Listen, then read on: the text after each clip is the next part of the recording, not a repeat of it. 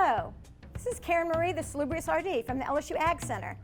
And today we're going to be talking about the bento boxes. Are you getting really tired of trying to decide what to eat? You probably are, just like the rest of us are. And so today we're going to really take a look at some really unique ways to boost that nutrition. Nutrition is really important. Why? Because our bodies are very important. We are what we eat, and so nutrition is so important. So what we're going to do is we are going to add lots of different foods, and we are going to mix them up, but we're also going to put them in little small containers so they look fun and delicious and colorful. So we're going to call them the bento boxes. They started out in Japan many, many years ago, but we don't need to know all that. Let's get right into it. So what we're going to do today is we're going to mix some grains, some vegetables, some fruits, and we're going to put them all together with some protein or some meat. So here we go. This is the first one that we have, and I want you to notice that you can use any kind of container.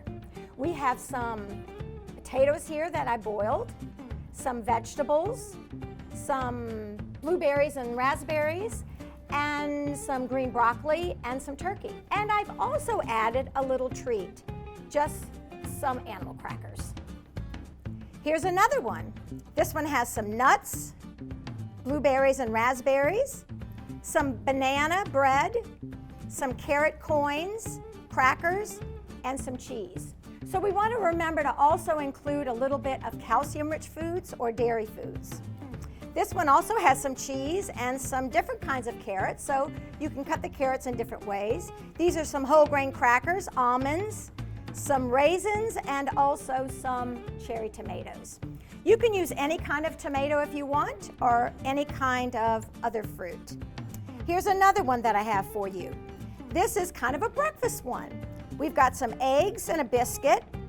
I put some yogurt in with some fruit and a little bit of this granola.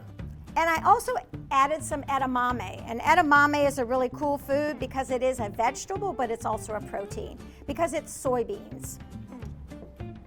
You can use any different kind of container. You've seen the different ones I've used. This one is actually an old meat container from some ground meat that I had. So it doesn't matter if it's round or square or oblong or tall or short, it doesn't matter.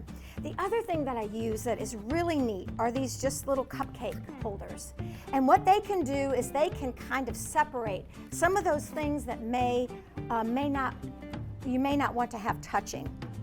The other really neat thing about these bento boxes is that you can use a variety of fruits and vegetables. And we know with nutrition that half of our plate needs to be fruits and vegetables. We also need to have the grain, we also need to have the protein, and we also need to have calcium-rich fruit or dairy foods. But we want to make sure that we're highlighting those fruits and vegetables, especially now. With COVID-19, we want to make sure that our bodies are strong and our bodies are really healthy because we want to be able to not only fight the disease, but also maybe prevent it. So all of these ideas are great. They're very simple. You can use whatever's in the grocery store. There's nothing here that I bought at any kind of specialty store at all. It's all very accessible. So thank you for listening, and I hope that you can have a wonderful and delicious bento box.